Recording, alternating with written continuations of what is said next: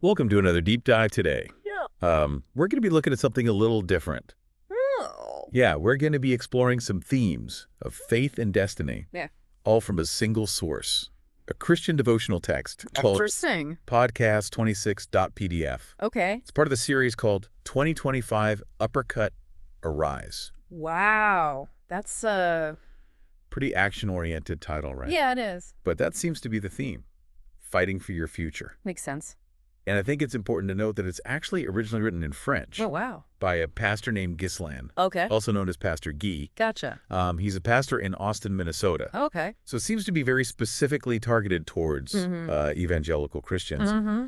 And within this devotional, he uses the story of Abraham Right. to discuss this idea of battling for your future self. That's I'm interesting. curious to hear your thoughts on that. Yeah, well, I mean, the story of Abraham is a cornerstone of faith, right? Right. You know, it's that ultimate test of trust and obedience. You know, Yeah. leaving his home for this promised land, he couldn't physically see, Yeah. just going on God's word. I mean, it really resonates with this idea of, you know, fighting for a future that isn't yet visible, a Right. future that is rooted in faith. It's a really good point. You've hit on something quite profound here. Thank you. And actually, the devotional even uses a passage from Hebrews, Okay. chapter 11, verses 8 through 10 and verse 16, Okay. to highlight this very point. I see. It's like Abraham is embarking on this journey towards this destination that exists only in his heart and mind, Right. but a destination that was promised by God. Hmm. So it's really interesting. And so where does this battling for your future self come into play? Well, that's a great question. Okay. The devotional kind of suggests that we're not just battling against external forces or temptations, Right. but also against the doubts and fears within ourselves Yeah. that prevent us from, embracing God's vision for our lives. Huh. So it's almost as if we're engaged in this like spiritual preemptive strike. Yeah. We're Right. preparing for future challenges.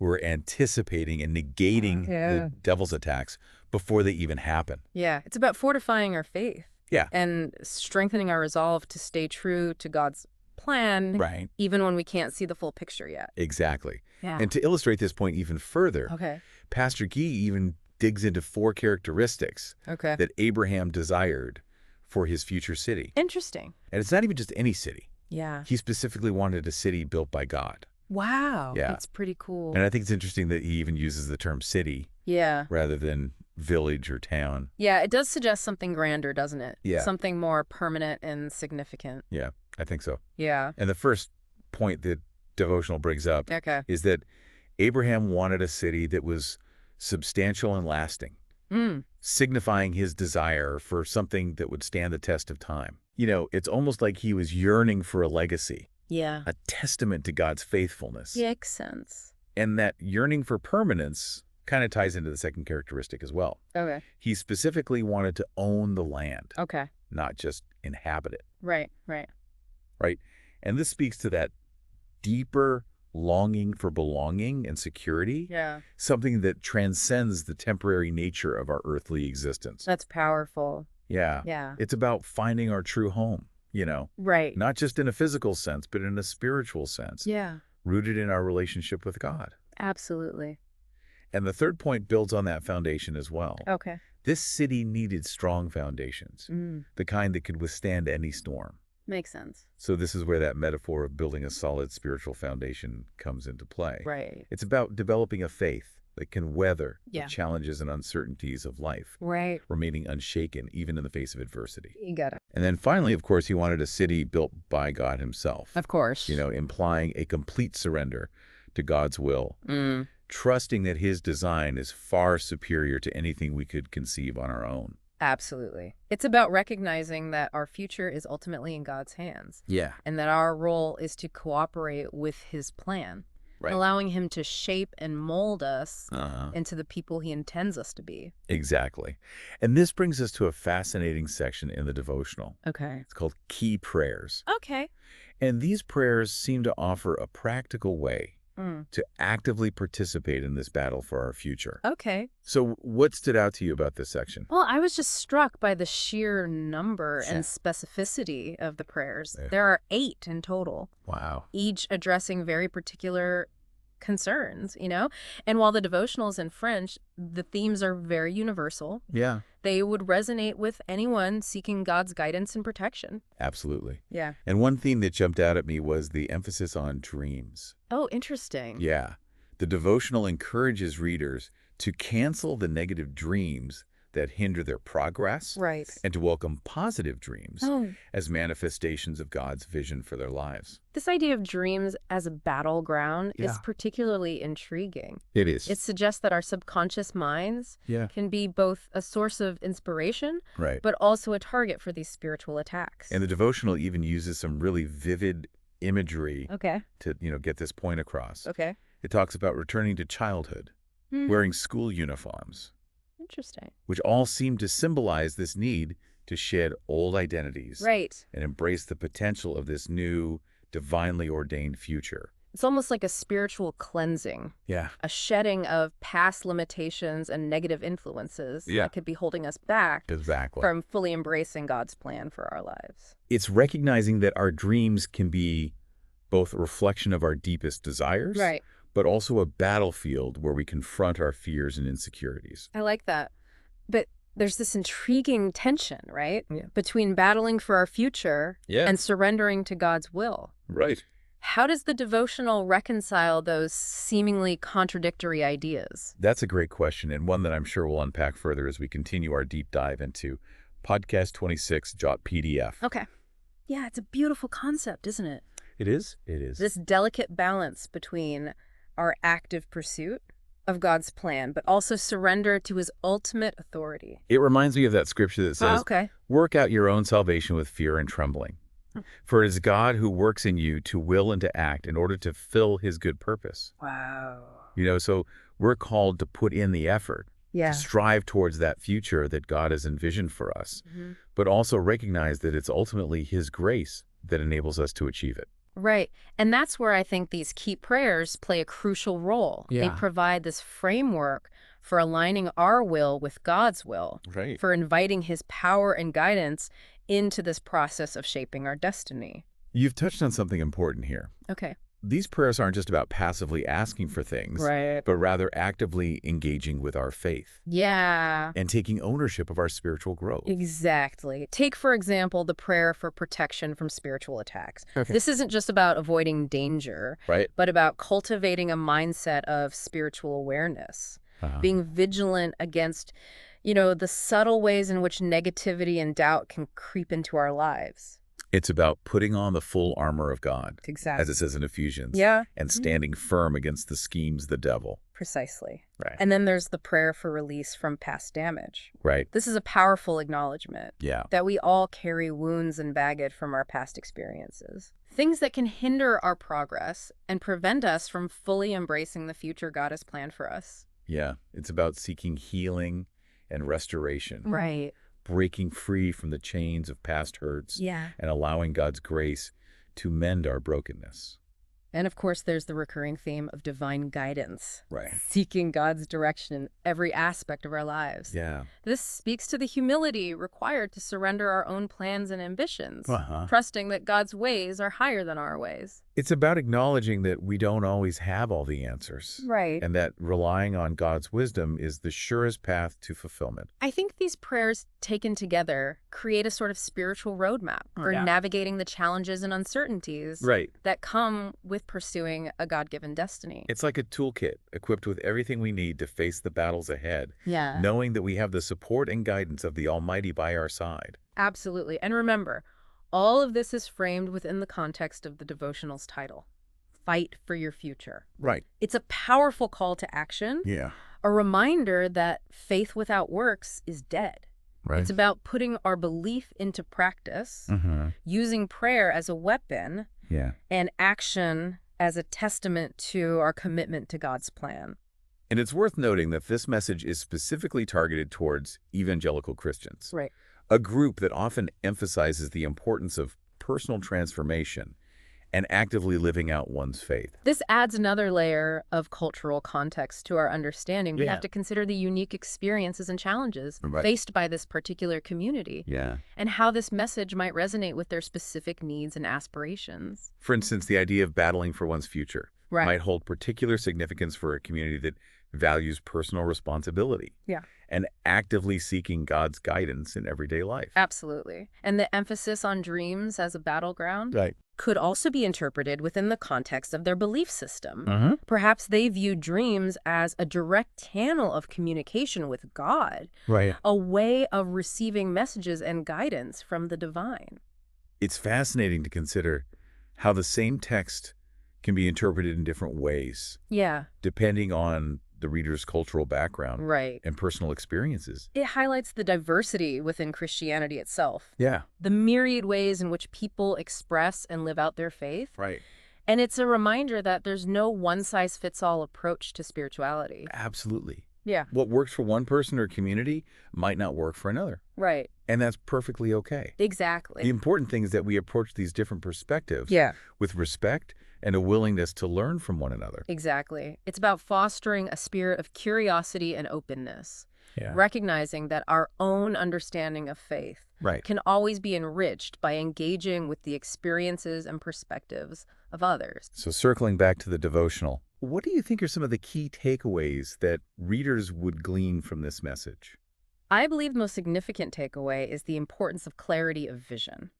Okay. The devotional emphasizes the need to envision our desired future with precision and detail. Right. Much like Abraham did with his city built by God. Yeah. This isn't about creating a rigid plan, Right. but about having a clear sense of direction, Right. a roadmap that guides our steps Yeah. and fuels our determination. It's about having that North Star, that guiding light that helps us stay focused even when the path ahead seems uncertain or overwhelming. Precisely. And once we have that vision, Right.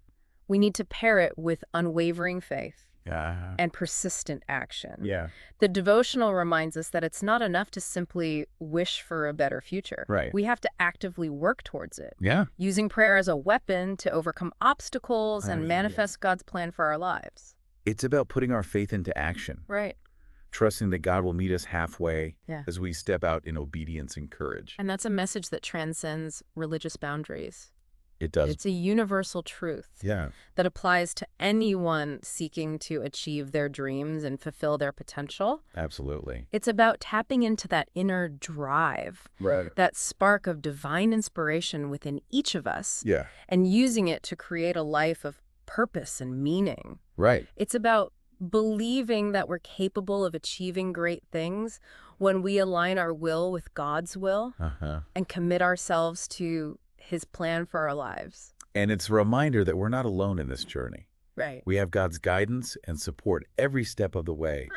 And we also have the encouragement and support of our fellow believers. This brings to mind the role of Pastor G himself. Oh, yeah. He's not just the author of this devotional. Right. He's also a pastor, Right. a shepherd leading his flock towards a deeper understanding of faith Uh-huh. and a more fulfilling life in Christ. I'm curious to hear your thoughts on how his role as a pastor might inform the message of this devotional.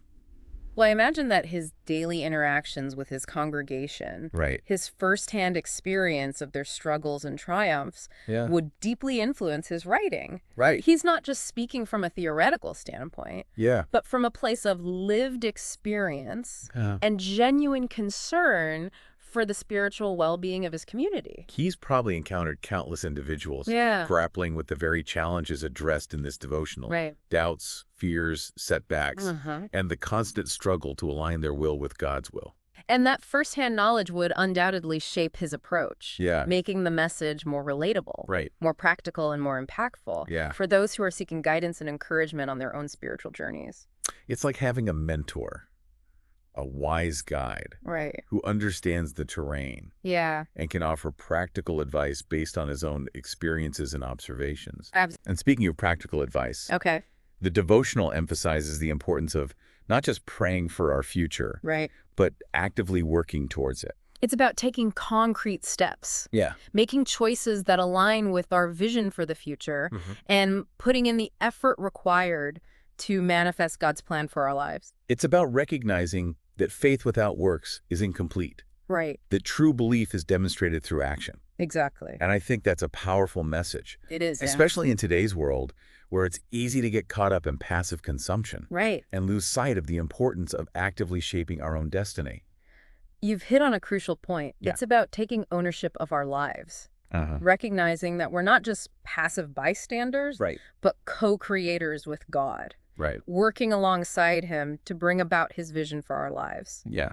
And that requires a certain level of courage, It does. a willingness to step outside our comfort zones Yeah. and embrace the unknown. It's about having the faith to believe that God will meet us there, Right. that he will equip us with everything we need to succeed, Yeah. and that he will never leave us nor forsake us. It's about trusting that even when we can't see the path clearly, Yeah. God is leading us towards a destination Right. far greater than anything we could imagine on our own.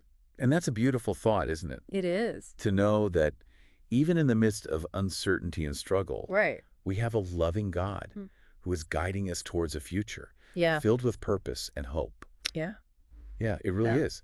And it brings us back to this core idea of fighting for our future, this concept that runs throughout the whole devotional. It's such a powerful phrase. It is. It implies that there's something worth striving for. Yeah. A destiny worth contending for. Yeah.